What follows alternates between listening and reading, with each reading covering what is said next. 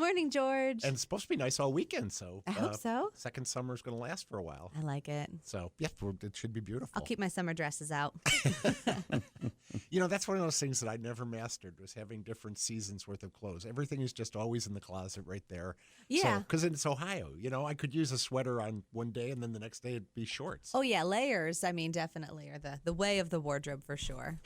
How are you, Gage? Oh, just got in the door, so getting things rolling, Are we on air? Getting the Are we weekend live? started, the weather's going to be great, especially for first day Delaware County Fair. Mm-hmm. Looking That's forward to that. right. Yeah. When does it? Saturday, starts Sunday? tomorrow. It's tomorrow. Yep. Saturday. Tomorrow night, the Reaganomics. The races start on Sunday. Oh, yeah. Reaganomics are playing. The Reaganomics are playing at the fairgrounds tomorrow night. Yes. Oh, that's exciting. They're good. They are. That's one of Joyce's favorite local bands. Well, So I who might knows? have to go. We may end up going ourselves. So you never can tell. Gage, I'm so sorry to see Artemis was delayed again. I know. Well, they have an idea that the range will give them a go for the 27th of September. So I don't think I could be able to go back down again. Really? The I thought you were disappointment saying would be too much. Yeah, I thought might it was try, going but to October. That was the Well- original thing, was that they didn't think they could do it until October, but they're I have trying to seen get a some things, waiver yeah. with the flight termination system, and if the range gives them a waiver, then they'll try in late September because they have a small window, but I don't think it'll happen. But Got to get that rocket I know. in space. So what do you? Oh, I want to mention too. Our guests this will be Damon Mosley and Johnnie Jackson. They will be speaking at the library on Thursday night, and we'll be talking to them in the second half of the show about Damon's book, Smile for Us, For We. Mm-hmm. Excuse me. Yes, and we'll be talking about that book and about the project that several projects that Damon's working on. So stay tuned for the second half of the show. Yeah. But anyway, what are you reading, listening to, talking about today? Well, I've got a couple ones that I was like, ooh, should I talk about this one? Should I talk about this one? But I was on Hoopla. I was looking for something quick and easy to listen to because I am kind of in between book jaunts as I go. And I found a comic book that just seemed really intriguing. The comic book is called 8 Billion Genies. 8 Billion Genies. 8 Billion Genies. That sounds like a lot. It is. It is the concept of, everyone on Earth suddenly, in one moment, gets a genie. Wow.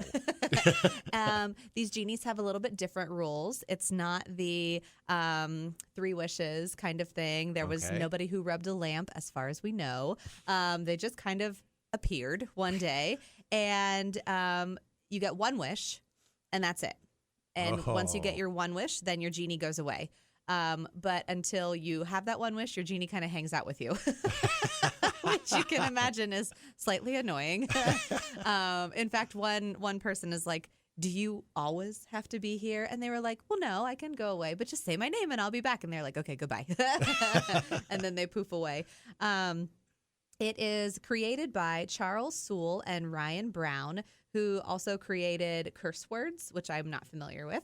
And so it says, at exactly the same moment, everyone on Earth gets one genie and one wish. And, everything hits the fan. Of course, yeah. In a really, really entertaining and kind of spectacular way. We are introduced, though, to this character who seems like this kind of like world-worn guy. He owns a bar. He seems like he knows things, and he's been places, and you're not quite sure like what his entire backstory is, but he's really good at playing barkeep right now. And so what he does when everyone gets their genies, because like chaos is happening, these genies appear, and the genies all say, hello, you have one wish, use it wisely. And he immediately looks at the genie and says, I wish that no other wishes in the entire universe affect anything or anyone within this bar, which immediately is like a protection spell. Because you can imagine people are going to wish for some crazy things. Yes. People could wish for the apocalypse. People could wish for dragons, and they do all sorts of things. And so immediately, like inside the bar, everything is fine and normal. You would have no idea what's happening. Outside the bar, chaos. Wow. And so That's a really interesting concept. it's a really cool concept. So he has his little safety net. And then the other funny thing is you see a tally what they do, when you're reading a comic book, 5 minutes later, 2 days later, 1 week later, their little count that they have is 8 billion people, 8 billion genies. And then it says 15 seconds after the genies appear, 7 billion people, 7 billion genies. So, did they wish other people to be gone? Did they wish, who knows what other people wish? But basically, you're seeing the population count dwindle and people just being ridiculous, and people's poor decision making affecting other people's lives and things like that. But it's lighthearted. It's a full color paneling, and it's really kind of fun. It's very quick. There's only 4 issues in the series available on Hoopla. And you could get through it. What I like about reading comic books on Hoopla is you can see the full page and how everything was put together, but then you can read panel by panel. Right. And you can really zoom in into all of the artwork. So what platform do you read it on? Do you read it in Kindle? I read it in Hoopla. In Hoopla? On my phone. All right. My phone is small. I could pull it up on a computer, but for this one, just, lying in bed, I just open up the Hoopla app and I just download it within Hoopla, and then I read it within the reader that's inside the app. Yeah, see, I usually read graphic novels on my iPad. Yeah. Because they're really good to be able to move things around. And it's nice and big. It gives you a little bigger view, yeah. So, yeah, I don't have anything like that, just a phone or a computer. Yeah, well... So yeah, I've had the iPad for a long time, and it's very good for doing graphic novels. I would imagine they might look good on a Kindle too. I haven't. Joyce has a Kindle. I don't use. Yeah, one, I think, and even I could steal my kid's Fire, and I could do it on the grown-up side of the Fire. But yeah, 8 Billion Genies. I found it on Hoopla. You can download it now for free, and you can do all four issues of it. Great, that's really cool. Yeah, it's cute. Before I talk about what I want to talk about today, I want to also mention something that I was listening to the station this morning, and Sherry, during her early morning newscast, mentioned that the People in Need Holiday Clearinghouse application is open now. That's right. And it's only done online now. Yes. So if you happen to know somebody, or if you yourself need help with this, a lot of people who are taking advantage of the Holiday Clearinghouse may not have a computer at home or may not have internet access at home. If you find yourself in that situation, or you're not comfortable doing it on a phone or whatever, we do have people at the library who can help you fill out that application. We are delighted to help you with that. We can get you started, and then we walk away. We don't want to know your personal information, any of that sort of thing, but we can help you get started. We can get you the form. Then once you submit that form and log off the computer, everything you put in there disappears. Yeah. So nobody can go back behind you and look at it. Nobody's monitoring what you put in. It's a really good way of being able to get the application done. We're more than happy to help, so please keep that in mind. And that's true at any of our libraries. All 4 of the libraries have internet access computers that we're willing to help you use, and this is a really good application of those computers. Yeah, and you can find that application. We made it really easy. As partners with People in Need, you can go to DelawareLibrary.org and just scroll down to where our news items are, and it's the 3rd thing that you'll see listed there, so you can click right into it. And speaking of DelawareLibrary.org, we have a new playlist up. Yes. A couple of weeks ago, Katie, the Adult Services Assistant Branch Manager at Orange Library, put out a call for people to say, what book do you wish you could read again for the first time? Mm-hmm. I think we've all had occasions where you read a book that just blows you away, and it means so much to you that you wish you could go back and just have that whole experience again. Yeah. And be surprised again by all the nice surprises in that book. So we had a number of people on the staff who kicked in ideas, and then we put together this book list that is now available off of our catalog website, off of our BiblioCore application. So I just thought I'd talk about some of the books that were talked about here. The most obvious one, and one that got a number of votes, is the Lord of the Rings series.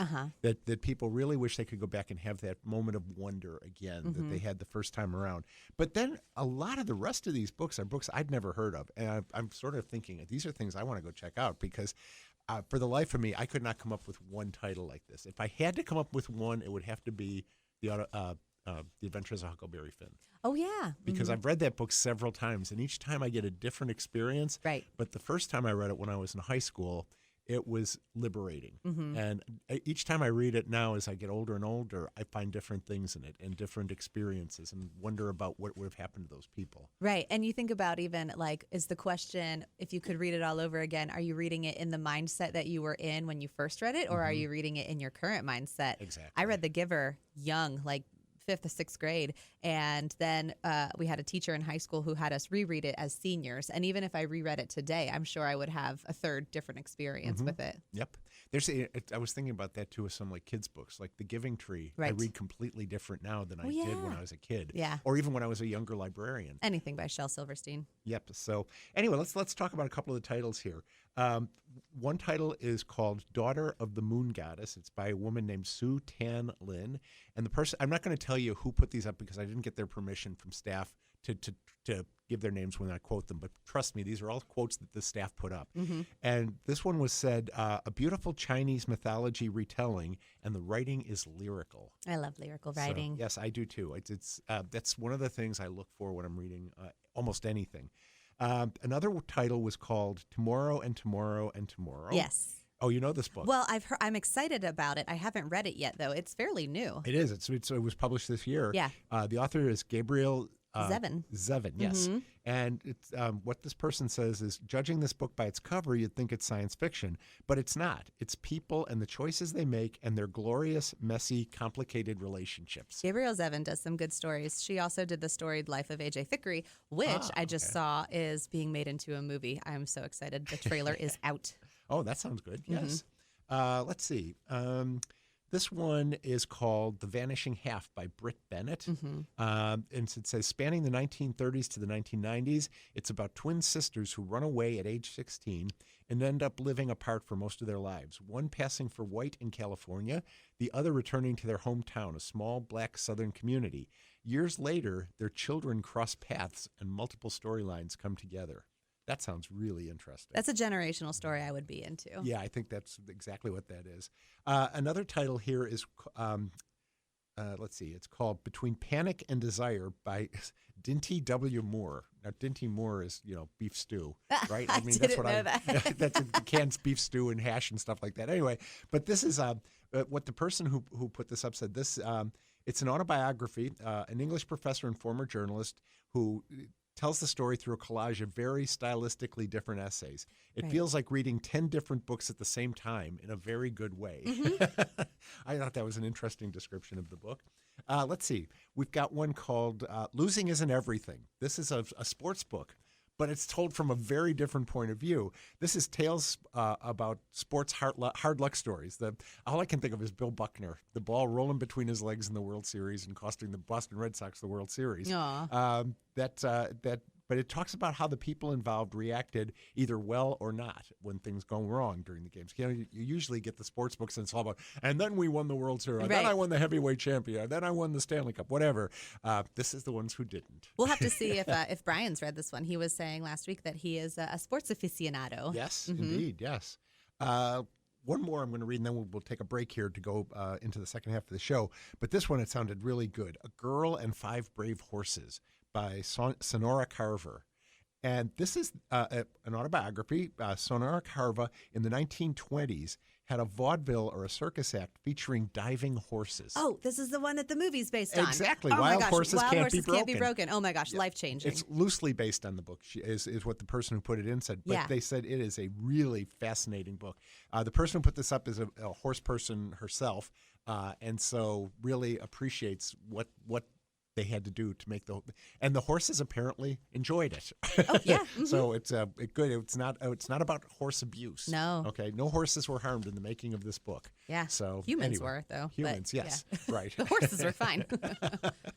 So anyway, again, that's available. We have lots of different book lists available around different subjects, around when new things are received, or on various seasons, that sort of thing. And that's all available on our website. Just look in the catalog section of the website, and you can find these. So this is called Books We Love to Love.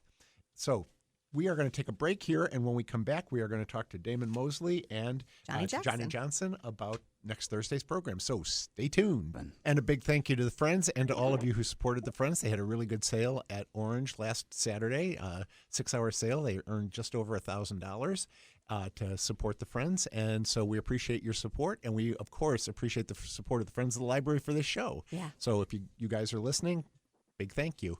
And I believe we have on the line Damon Mosley and Johnnie Johnson. Is that correct? Yes. Good morning. Good morning. Mosley. Oh, good. Great to have you on the show. So welcome, and we are looking forward to your program on Thursday night at the Delaware Library. We are sitting here looking at a copy of Smile from We, and what a great book. Thank you for doing it. I appreciate that. Thank you so much. You know, I read a blurb about the book before I actually saw it, and I thought, man, that makes great sense, because the images that we see in the media of black men especially are just atrocious. Yeah, Johnnie, can you tell, or Damon, can you tell us a little bit about, how you got it all together and what inspired you? Sure. Well, obviously the rate of police shootings that have taken place around the country, both here recently and in the past, it just makes you feel as a black man, you're very frustrated, start to feel helpless a little bit, and I wanted to do something. You know, I'm not a lawmaker, so I can't affect change legislatively, but I figured if I can do something to alleviate some of that pressure, some of that strain that we feel from seeing those images over and over again, and that's what I wanted to do. So I kind of just set out to self-publish it, and that was really the motivation.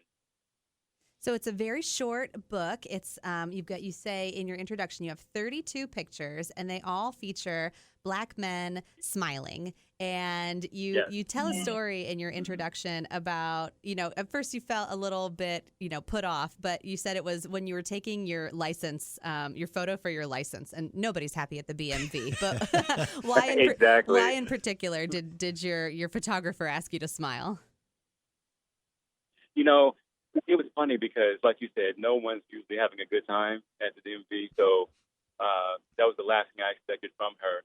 But her recommendation was that I smile for my photo ID in case I get pulled over by the police.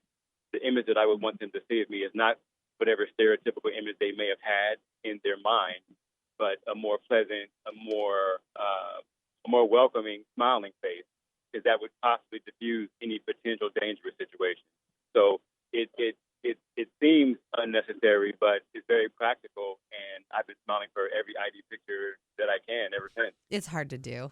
I was not. My last one, I'm real salty in it. Well, and then I had to get a passport picture taken, and they don't let you smile anymore. Oh, you right. actually have to look like a mugshot. Yeah. Oh. So it's kind of crazy, but you got to look really stern. Right. So that does not come natural. So anyway, For sure. One of the things that you said that I just loved on your website is that don't freak out. Black love isn't white hate. I think that's one of the things that too many white folks like myself have been tended to fear, is that that you can't have one and the other. It's like there's some sort of dualism there, and I think it's a false analogy. For sure. And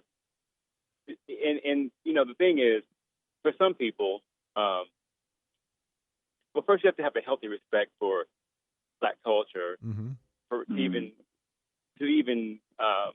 fathom why someone would be interested in their own self, right? Like if you look at Black culture as inferior, then of course you wouldn't expect a Black person to take an interest in themselves and their culture. So I think it intimidates some people because they think that if you think about yourself as a Black person, that somehow you're saying that you're anti-white or that you're hostile. But no, it's just a genuine interest in who I am, where I come from, and where I'm going. So no one should be, intimidated by it, shouldn't be threatened by it. But that, again, also plays into the stereotypes, of Black men being threats or bad guys. Right. It's a poor analogy, but you can like Star Wars and Star Trek, like they two things can both have love in your heart simultaneously.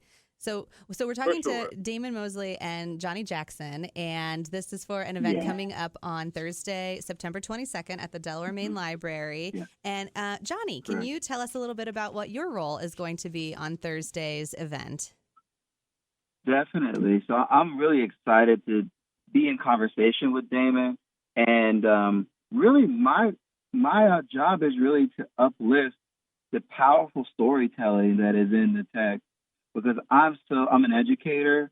I live in Marion, Ohio, and I have a project called Harambe that is very much interested in Black boys and boys of color. Mm-hmm. And I feel that what Damon does in this particular book, it reframes Black men and boys in a very joyful and rich and humanizing way. So I'm going to be in conversation and just uplift and ask those curious questions to Damon. That sounds great. I mean, the whole idea to reframe the image is so important, and I think we've seen that Mm-hmm. In a number of different parts of our culture over the last 20 years or so. But this is still a big hole, a big, very jagged edge hole in our culture. So I think the only way out of it is to talk about it, and I think this is why we wanted to do this at the library. I also want to thank Tamika at the Delaware. African American and Heritage Council for bringing the book to our attention Yes. and for being our Yes. co-sponsor on this program. Yes. She does great work in the community, and we were really glad to partner with the group on this. So for bringing it to our attention and helping to set the program up. So thank you, Tamika, if you're listening. So Definitely. and you'll have copies of 100%. the book at the program for sale, I hope. Yes, sir. Oh, I good. most certainly will. And I want to. I have to let you guys know that I'm super glad that you guys are allowing me this time to talk about this issue. I'm very appreciative of the Delaware Library System because, again, like you said, the only way that we can combat these images if we first acknowledge it, and then secondly, if we create spaces where it can be talked about. So I cannot be more grateful for the opportunity to do so. Well, we're grateful that you're willing to come and do it for us because, we all need education, but we all need to have these conversations as well. I want to make sure that I say that if anybody wants to see the book or see your story behind it before they come, the website is www.smile4we, all one word, smile4we.com. And you can order the book from there, and I've ordered a couple of copies from there, and they come very quickly. So you could even probably get it before Thursday's program if you order today. It is a joyful book. You look at these pictures and you smile. And they really do a great job of making people realize how human we all are, and I think that goes a huge way of changing that image. Mm-hmm. So Yes, that's for sure. Well, again, we're going to see you on Thursday at 7:00 at the Delaware Library, and program is free and open to anybody who wants to come. I'm looking forward to being there myself. Yep. And so we will see you on Thursday. Yep, you can pre-register for it online. You don't have to register, but if you do, we'll send you reminders. So if you're like me, you will need them.